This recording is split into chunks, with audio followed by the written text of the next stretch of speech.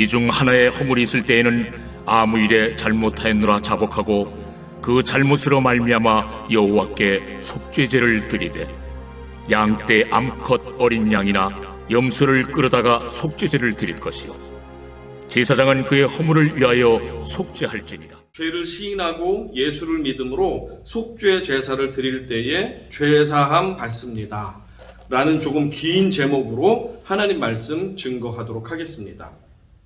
구약에 하나님께서 백성들에게 요구하시는 제사는 5가지입니다. 번제, 소제, 화목제, 속죄제, 속건제입니다. 번제는 감사와 헌신을 오로지 하나님께만 올려드리는 제사로서 제물 전체를 완전히 태워 향기를 올려드리는 제사가 되겠습니다.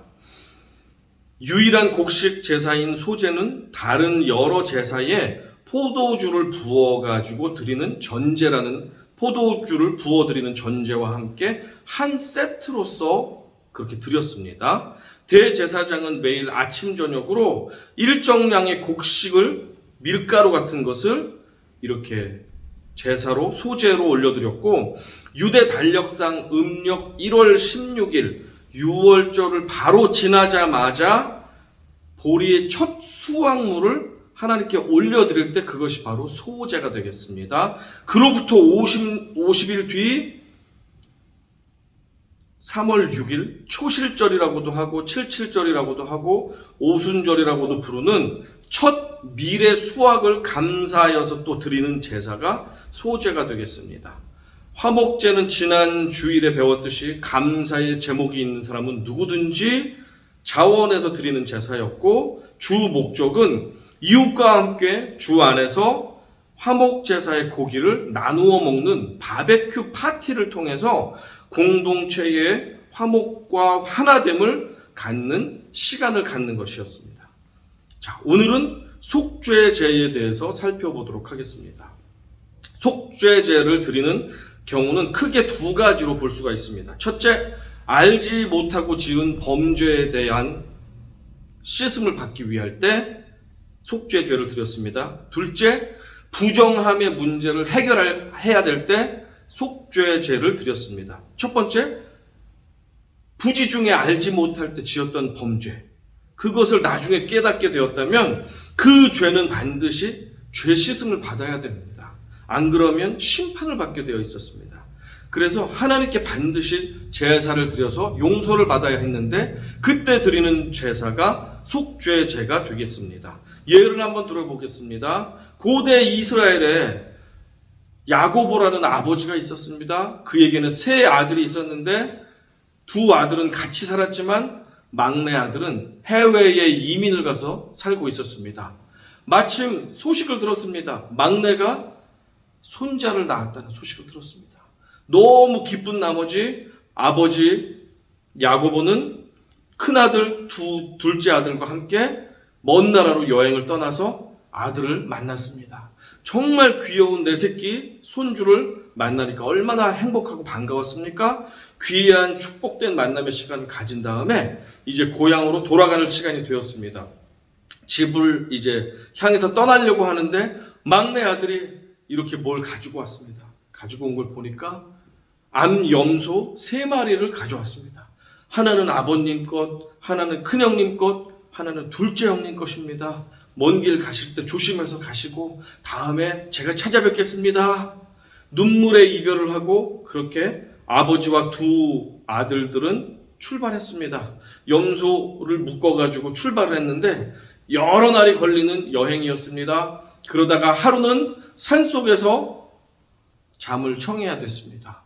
마침 해가 지면 유대 달력상 다음 날로 치게 됩니다. 저녁 6시 그리고 7시가 되면 다음 날로 계수를 하는데 바로 다음 날은 아무 일이나 여행이나 노동을 해서는 안 되는 안식일이었습니다. 이 아버지와 2 아들은 오늘은 이 산속에서 경건하게 예배드리면서 아무 일을 하지 말고 그렇게 안식일을 지키자 하면서 잠이 들었습니다. 잠결에 염소가 울어서 아버지가 깼습니다.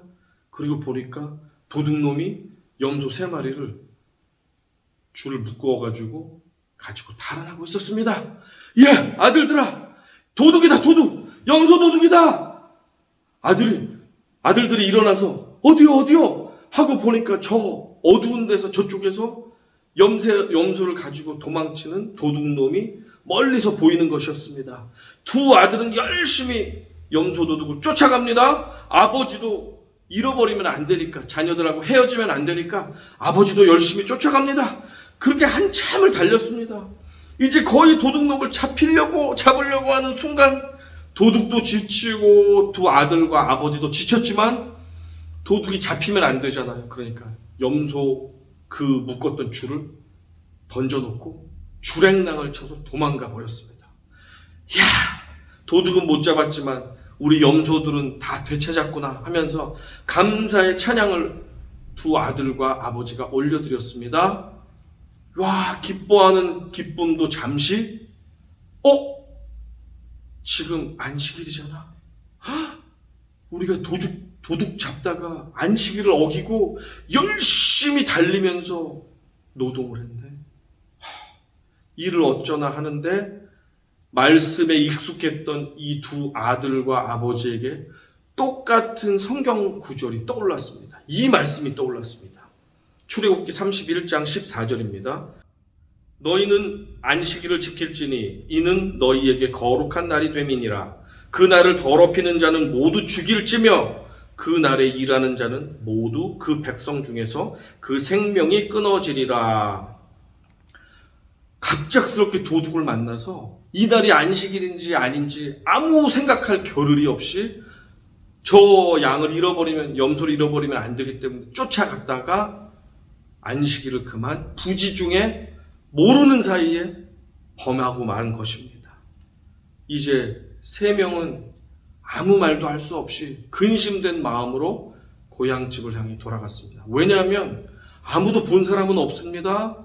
그러나 살아계신 하나님께서 하늘 위에서 보셨습니다. 하나님을 속일 수는 없었습니다. 언제 우리가 하나님의 심판을 받아서 죽게 될지 두려워서 그들은 떨었습니다. 집에 도착했습니다. 아무 이야기도 하지 않았지만 이 세 부자는 동생에게 가져온 그 암 염소의 상태를 확인합니다. 흠이 있는지 없는지. 흠이 없군. 그 상태로 성전에 끌고 가서 아버지와 두 아들은 제사장에게 보여서 흠이 있는지 없는지 다시 한번 확인을 받고 저마다의 속죄제를 드리기 시작했습니다. 염소의 안수를 하여 나의 죄를 전가했습니다. 그리고 내가 직접 목을 찔러 죽이고 피를 양푼에 담아내고 가죽을 벗겨내고 토막을 떠서 제사장께 전했습니다. 그렇게 해서 내 죄 지은 것, 특별히 안식일을 부지 중에 범한 것에 대해서 용서함을 받게 되었습니다. 이것이 바로 속죄제를 드리는 상황이 되겠습니다. 두 번째로 속죄제를 드릴 때는 부정하게 되었을 때, 그 사람이 다시 정결케 될 때, 정결이 필요할 때, 아니면 부정하게 되었으나 질병이 낫게 되어서 정결함을 입었을 때 속죄제를 드렸습니다. 흔히 정결법이라고 하는 레위기 11장부터 15장 그 사이에 있는 내용들이 되겠는데요. 정결과 불결에 대해서 하나님께서 기준을 정확하게 자세하게 내리신 내용이 레위기 11장부터 15장 사이에 나옵니다. 거기에 보면 하나님께서 어떠한 짐승은 불결하니까 손도 대지 말고 먹지도 말고, 어떠한 짐승은 정결하니까 손을 대도 되고 먹어도 괜찮다 라는 내용, 음식 규례에 대한 내용부터 해서 어떠한 증상이 있는 사람, 특별히 12장에 보면 산모는 피를 많이 흘렸기 때문에 불결하고 일정 기간 불결하니까 그들은 사람들과 접촉을 하면 안 된다. 그리고 기간이 지났을 때, 정결이 되었을 때 그것을 확인하기 위하여 속죄제를 드려야 한다라는 내용이 12장에 나와 있습니다. 그리고 13장과 14장은 여러 가지 악성 피부병으로 나타나는 증상인데 성경에서는 나병이라고 합니다. 한센병이라고 하지만 그 외에 수많은 전염을 시킬 수 있는 위험한 증상적인 피부병에 대해서 부정하다라고 규정을 하고 있습니다. 그런 사람들이 부정한 사람들은 격리되어야 했고 공동체에 함께 할 수가 없었습니다. 왜냐하면 모두를 전염시키기 때문에. 그러나 그가 깨끗함을 갖게 되었을 때 제사장에게 몸을 확인한 다음에 속죄제를 드려서 정결함을 받게 되었습니다. 15장에는 유출병이라 하여서 몸에서 체액이 나오는 경우가 있습니다. 피가 나왔던지 생식기에서 어떤 액체들이 나왔을 때 더럽고 불결하다라고 하여서 그런 사람들은 정결하게 되었을 때 속죄제를 드릴 때 정결함을 받을 수 있다라는 이런 내용이 나옵니다. 물론 현대 과학적으로 입각해서 생각할 때는 이해가 안 되는 상황들이 많습니다. 하지만 그렇게 볼 수가 없습니다. 왜냐하면 성경 기록된 지가 3000년, 3500년 전에 기록됐잖아요. 그러다 보니까 그 몇천 년 전 시대에 얕은 의학 지식과 과학 수준과 공중보건 수준이 있습니다. 그 낮은 수준에서는 그리고 덥고 습하고 이런 날씨가 건조하고 하지만 더운 날씨가 계속되었고 집단 생활을 할 수밖에 없었고 물이 귀했고 씻지를 못했고 이러한 모든 상황들을 볼 때 하나님께서는 전염병으로 반드시 전염병에서 온 백성들을 보호했어야지만 됐었습니다. 그렇기 때문에 정함과 부정함을 엄격하게 구분하셔서 그것을 격리시키고 부정하다 그러면 공중으로부터 떨어지도록 그렇게 만드셨습니다. 또한 정과 부정을 구분하는 것은 순결한 백성들이 자꾸 이방의 것들을 이방의 신도 섞고 그들의 문화와 음란한 풍속도 섞어가지고 우리의 고결하고 순결한 것과 섞어서 지낸다면 하나님의 백성이 될 수 없기 때문에 섞는 것은 옳지 못하고 불결하다는 것을 나타내기 위해서 그 교육 차원에서도 하나님께서는 정함과 부정한 것을 규정해서 우리에게 가르쳐 주셨습니다. 참고로 정결과 부정결을 규정하는 판단 기준이 정확하게 성경에는 나와 있지 않지만 많은 학자들이 연구를 거듭한 결과 가장 타당하다라고 볼 수 있는 설명은 이런 것입니다. 그것이 생명에 가까운가 아니면 사망에 가까운가? 생명에 가까울수록 정결하다고 볼 수 있고 사망에 가까울수록 부정하다고 볼 수 있습니다. 그래서 시체를 접촉한 것은 사망을 접촉했기 때문에 당연히 불결합니다. 죽은 짐승이든 죽은 사람이든 가까이 가거나 접촉을 했을 경우 가장 불결하게 되겠습니다. 또한 그래서 우리가 생각할 수 있는 것이 피가 생명의 근원이라고 성경에서는 믿고 있기 때문에 모든 구약 백성들이 피는 곧 생명이라고 믿고 있기 때문에 피를 흘리는 질병이나 증상에 대해서는 불결하다. 그렇기 때문에 산모는 피를 많이 흘리죠. 출산 중에 불결하다고 보는 것입니다. 유출을 했습니다. 몸에서 하혈을 했습니다. 피를 많이 흘리죠. 불결하다고 보는 것입니다. 그리고 동물의 경우도 피를 흘리게 만드는 동물들이 있습니다. 육식 동물이죠. 그 동물들은 불결하다고 봤습니다. 그리고 기어다니거나 배를 땅바닥에 깔고 다니는 짐승들은 이 지면이 불결하다고 여겼습니다. 왜냐하면 모든 죽은 시체들이 다른 곳에 있는 것이 아니라 그냥 지면 땅바닥 위에 있잖아요. 그렇다 보니까 배로 기어다니거나 많은 다리로 기어다니는 것들은 사망과 가장 접촉했다고 여겨서 불결하다라고 여겼습니다. 이러한 설명들이 명쾌하게 현대인에게는 이해되지 않지만 그러한 기준 때문에 몇천 년 전 사람들이 그러한 사고방식과 문화를 가지고 있었기 때문에 하나님께서는 그들의 수준에 맞게 정함과 불결함을 규정해 주셨고 그것을 꼭 지키도록 하였고, 부정해서 정결케 되기 위해서는 옷을 반드시 세탁을 해야 됐고, 몸을 정결하게 씻어서 더러운 균으로부터 씻어내고 정결케 하고, 그러한 의식까지도 하게끔 하면서 속죄제의 제사를 드리게 하였습니다. 자, 이 속죄제는 누가 어떻게 드렸을까요? 신분에 따라서 제물의 규모가 달라졌고 피를 뿌리는 장소의 범위가 달라졌습니다. 당시에 제사장, 대제사장을 포함하여 제사장들이 가장 높은 지위의 그룹이었습니다. 그리고 동일한 높은 그룹의 지위의 사람들은 누구였냐면, 모든 백성들을 하나로 보았을 때 온 백성이 가장 높은 지위의 존재라고 여겼습니다. 그러니까 제사장 그룹과 온 백성 전체가 가장 높은 지위의 사람들이었고, 그 사람들 전체를 하나님께서는 가장 거룩하다 하셨고, 그들이 짓는 죄가 가장 심각하다라고 하셨어요.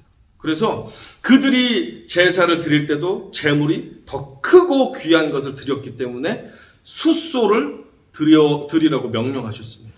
그리고 그들이 드리는 숫소에 피가 있잖아요. 피를 이제 피 흘림을 뿌림으로 이제 피 흘렸음을 보여야 되는데, 그 피 뿌림을 어디서 하냐면, 이 사람들은 신분이 높고 거룩한 존재라고 여겼기 때문에 그 피 뿌림을 이 마당에 있는 번제단에다 하지 않고 성소 안에 들어가서, 내성소라고 지성소 바깥에 있는 성소 있죠?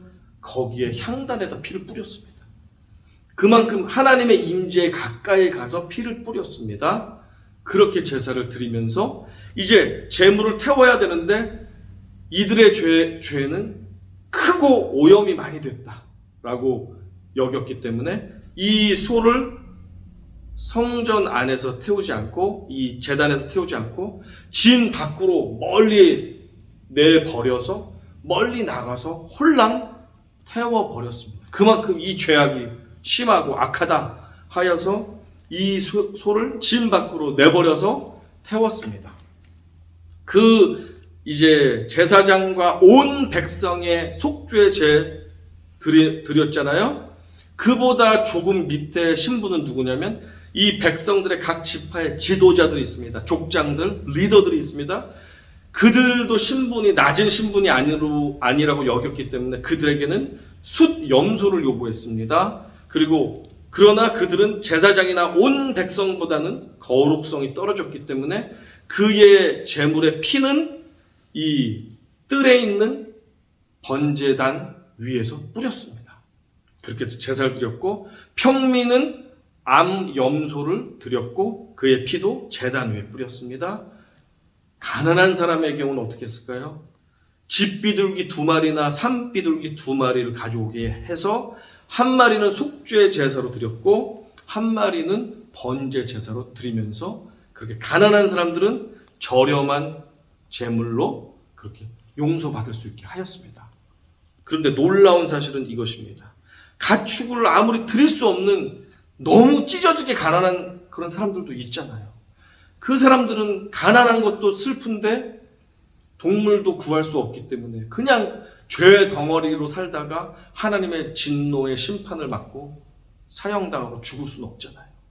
하나님께서는 그들을 불쌍히 여기셔서 극빈자의 경우 예외로 그들이 먹는 밀가루로 소제를 드린다고 했죠.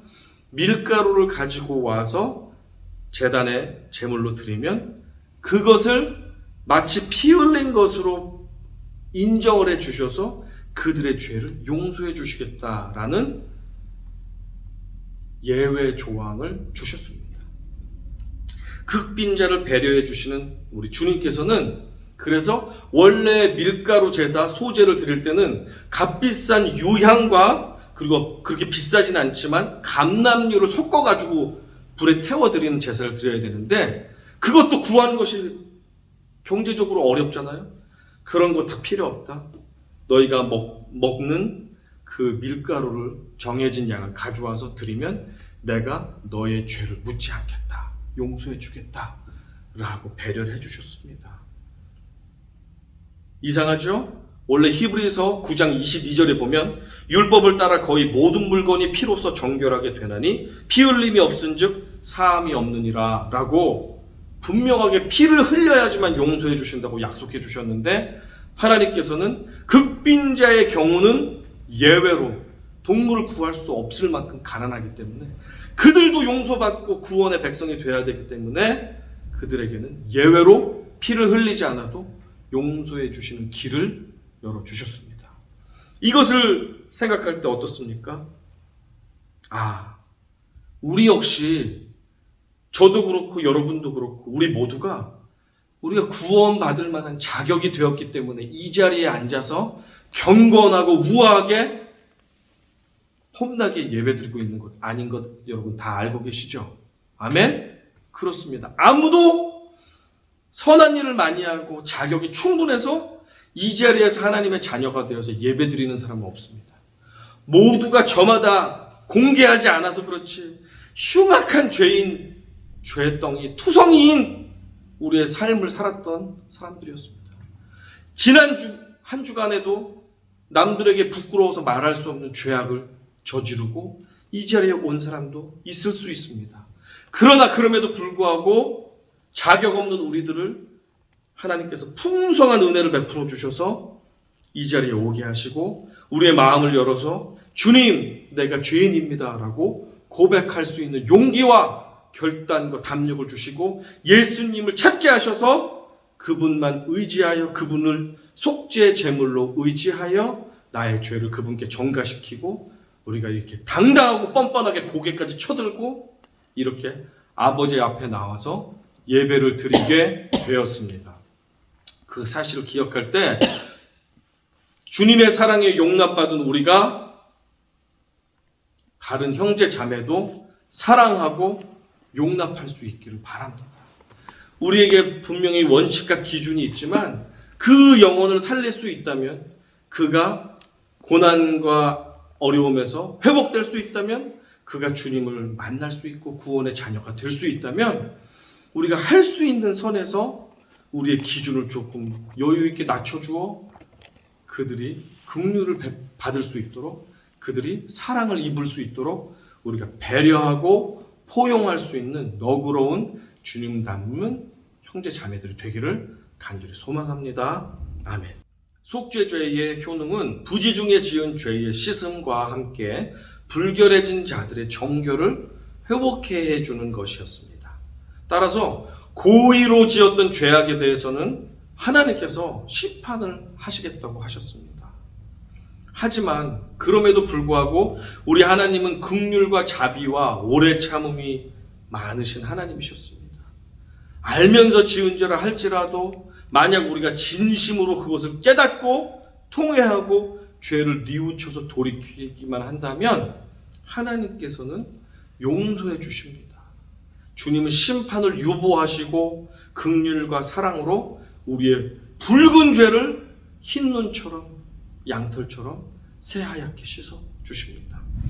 오늘 말씀 5절과 6절 같이 읽겠습니다.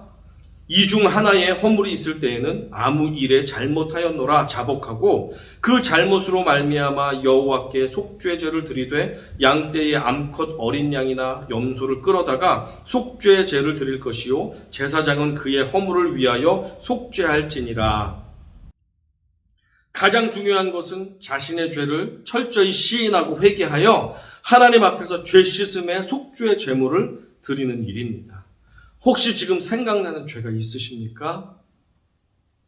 그렇다면 오늘 회개하는 이 시간이 되기를 원합니다. 그래야만 죄사함의 은혜를 우리 모두가 얻을 수 있습니다.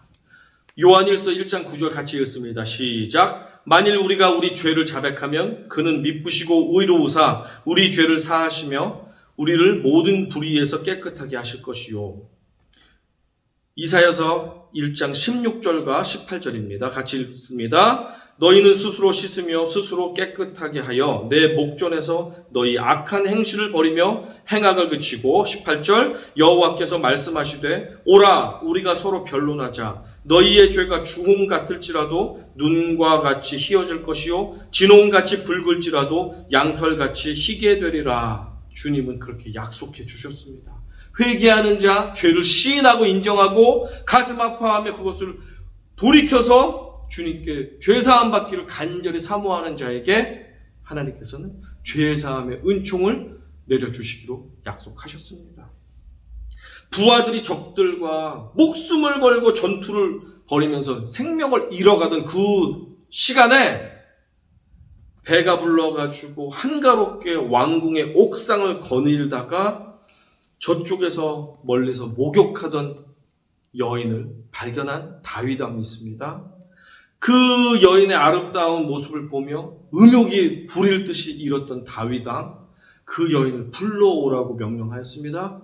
데리고 와서 보니까 자신의 아주 충성스러운 신하 장군 우리아의 아내였습니다. 그러나 불일 듯이 일어난 정욕은 그의 마음 제어하지 못했습니다. 그 여인을 자신의 왕권을 이용해서 겁탈해버리고 간음죄를 저질러 버렸습니다. 그리고 나서 시간이 지났더니 이 여인이 아이를 임신하게 되었습니다. 이 죄악을 숨기기 위해서 우리아에게 특별 포상휴가를 주면서 부인과 시간을 보내라고 그렇게 하면서 자신의 죄악을 덮으려고 하였는데, 충성스러운 신하는 동료들이 저 전쟁터에서 죽어가는데 나는 혼자 이렇게 여유로운 시간 보낼 수 없습니다. 사양하였습니다. 그때 다윗은 죄악이 만연하여서 명령합니다. 저 우리아를 가장 적진 치열한 곳에 보내서 싸우게 해라. 나는 모르겠다. 죽으면 죽는 거지.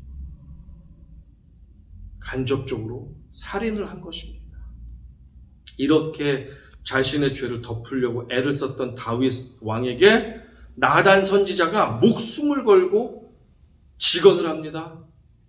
이러한 죄를 지은 것은 잘못입니다, 왕이시여. 그때 왕이 괘씸하다, 너도 죽어라 할 수도 있는데 다윗 왕은 그때 깨닫고 하나님을 두려워하는 마음으로 자신의 범죄를 회개합니다. 시편 51편은 다윗이 밧세바를 범하고 나서 회개하는 고백을 담고 있습니다. 이렇게 회개했습니다. 하나님이여, 주의 인자를 따라 내게 은혜를 베푸시며 주의 많은 긍휼을 따라 내 죄악을 지워주소서. 나의 죄악을 맑게 씻으시며 나의 죄를 깨끗게 제하소서. 물은 나는 내 죄과를 아오니 내 죄가 항상 내 앞에 있나이다. 철저한 죄 고백과 은혜를 구하는 다윗의 회개에 하나님께서는 그의 죄를 용서해 주셨습니다. 그러나 죄의 대가 지불인 피 흘림을 피할 수는 없었습니다. 죄 가운데, 범죄 가운데 아이가 태어났습니다. 이 아이는 죄가 없고 흠이 없었습니다. 하지만 하나님께서는 다윗의 생명, 피를 흘리는 대신에 이 아이의 생명을 취해가셨습니다. 이게 얼마나 무섭습니까? 죄를 짓고 우리가 회개하면 언제든지 용서해 주시지 하면서 죄 사함의 그 은혜를 굉장히 예수 믿는 사람들은 가치 없게 싸구려로 여길 때가 많습니다. 죄 짓고 또 회개하면 되지. 교회에 와서 잠시 주님 잘못했습니다. 용서하면 다 용서받지 라고 굉장히 쉽게 생각하지만 죄의 대가를 하나님은 잃어버리지 않고 기억하고 계신다는 사실. 죄의 대가는 피 흘림이라는 사실을 여러분, 우리 모두는 기억해야 됩니다. 그래서 쉽게 죄 지을 수가 없는 것입니다. 그래서 예수 믿는 사람들은 매일 죄와 싸워서, 피 흘리기까지 죄와 싸워서 거룩을 이루는 삶을 살아야 될 줄 믿습니다. 아멘. 아멘. 속죄제의 제물인 흠없는 짐승은 인간의 죄를 고스란히 떠안아서 죄의 전가를 받고 대신 우리를 대신해서 피 흘려 죽임당합니다. 하나님께서는 그 피 흘려 죽는 흠없는 짐승을 내가 대신, 내 죽음으로 대신 여겨주시고 그 피를 받으시며 그의 죽음을 인해서 내 죄를 용서해 주십니다. 이제 우리는 더 이상 구약의 제사를 지내지 않습니다. 예수님께서는 우리의 속죄 제물이 되시기 위해서 이 땅에 오셨고 기꺼이 피 흘려 죽어주셨습니다. 예수 그리스도를 믿음으로 우리는 우리의 죄를 안수하듯이 그 흠없는 어린 양 예수께 우리의 죄악을 모조리 전가시킵니다. 옮겨놓습니다. 흠없는 예수님은 찢기고 피 흘리시고 창에 찔리시면서 조롱당하시면서 그렇게 십자가 제단에서 피 흘려 돌아가셨습니다. 그 모습을 보면서 하나님 아버지께서는 자신의 외아들이 죽는 것이 얼마나 마음이 아픕니까? 그럼에도 불구하고 원수되었던 우리들을 더 이상 원수라고 칭하지 않으시고 자녀라고 불러주시며 우리를 용납해 주셨습니다. 이 은혜가 얼마나 크고 놀랍고 귀합니까? 예수 생명으로 우리는 죄사함을 받고 하나님의 자녀가 되었고 천국 백성이 되었다는 사실입니다. 우리의 죄를 떠안으신 예수님은 우리의 흉악한 죄가 너무나도 커서 성막 안에서, 성전 안에서 도저히 제단 위에서 태울 수가 없었기 때문에 그 어린 양을 진 밖으로, 성전 밖으로, 이 마을 밖으로 완전히 추방하여 던져 넣어 진 밖에서 불태워서 태워버렸습니다. 예루살렘의 성문 밖 갈보리 언덕에 버려지셔서 그곳에서 자신의 공생애의 삶을 불태움으로 죽음으로 마무리하신 예수 그리스도는 고귀하신 우리의 속죄 제물이십니다. 히브리서 13장 11절과 12절 함께 읽습니다. 이는 죄를 위한 짐승의 피는 대제사장이 가지고 성소에 들어가고 그 육체는 영문 밖에서 불사름이라. 그러므로 예수도 자기 피로써 백성을 거룩하게 하려고 성문 밖에서 고난을 받으셨느니라. 그렇습니다. 진 밖에 예루살렘 성전 밖에 버려져서 불태워 우리의 죄를 용서해 주신 예수 그리스도. 그분은 갈보리 언덕에서 버려지셔서 그렇게 제단 위에서 우리를 위해 생명을 바쳐 돌아가셨습니다. 그 지극히 거룩하신 하나님의 아들이 하늘 보좌에서 내려오셔서 이 사망이 있는 불결한 땅, 정결하지 못한 이 지면 위에 오셔서 온갖 탐욕과 음란과 이기심으로 가득한 우리 가운데 친히 찾아오셨고 불결한 우리 가운데 접근하셔서 우리와 함께 먹고 마시고 가르치시고 기도하시며 동거동락하시며 가까이 하시며 그렇게 우리에게 치유와 회복과 자유를 허락하여 주셨습니다. 12년 동안 혈루병으로 고생하며 사람들에게 떨어져서 격리 생활을 할 수밖에 없었던 비참한 여인, 그 여인과 같았던 나. 영적인 나병으로 인해서 아무도 나를 해결해 줄 수 없었고 구원해 줄 수 없었던 우리들을 찾아오셔서 우리의 몸에 손을 대시고 축복해 주시며 나음을 허락하신 예수 그리스도를 생각해 보십시오. 아무도 불결한 사람, 부정한 사람은 가까이 하지조차 않았던 구약시대에, 성경시대에 예수 그리스도만은 더럽고 불결한 자들에게 친히 찾아가셔서 그를 만져주시고 안아주시고 함께 울어주시고 그러면서 우리를 회복해 하시고 구원케 해주셨습니다. 이분이 바로 우리의 속죄 제물이 되시는 예수 그리스도이십니다. 아멘. 그러니 이제 우리가 모르고 지은 것은 할 수 없사오나 알고도 지은 죄가 있습니까? 알지만 내 자존심 때문에, 알지만 내 이기심 때문에, 알지만 내 편안함과 내 유익 때문에 지었던 죄악이 있습니까? 그 죄악이 있었다면 하나님은 그냥 그것을 넘어가시지 않습니다. 반드시 우리가 죄를 입술로 고백하며 인정하며 회개하며 속죄 제물이신 예수 그리스도를 믿음으로 고백할 때만이 우리는 속죄 제사를 드릴 수 있고 그 제사를 보시고 우리 하나님은 우리에게 너희는 더 이상 죄 없다. 내 아들이 너 대신 죽었으니 너에게는 죄를 묻지 않겠다. 이리 와라 사랑하는 내 아들아. 사랑하는 내 딸아. 이리 와라. 라고 하나님께서는 우리를 맞아 주실 수 있습니다. 오늘 우리 이 시간 함께 기도할 텐데 우리 마음 가운데 이 말씀을 들으면서 하나님께서 주신 생각이 있을 것입니다. 그동안 내가 이것은 죄인지 알고 이것은 하나님이 기뻐하시지 않는 것인지 알면서도 불구하고 나의 이기심 때문에, 나의 유익 때문에, 나의 자존심 때문에, 나의 질투심 때문에 지었던 죄악이 있습니까? 형제 자매를 마음 아프게 했던 잘못이 있습니까? 그러한 미움의 죄악이 있습니까? 교만과 탐욕의 죄악이 있었습니까? 그렇다면 이 시간 함께 주님께 기도하며 회개하기 원합니다. 주님 용서하여 주시옵소서.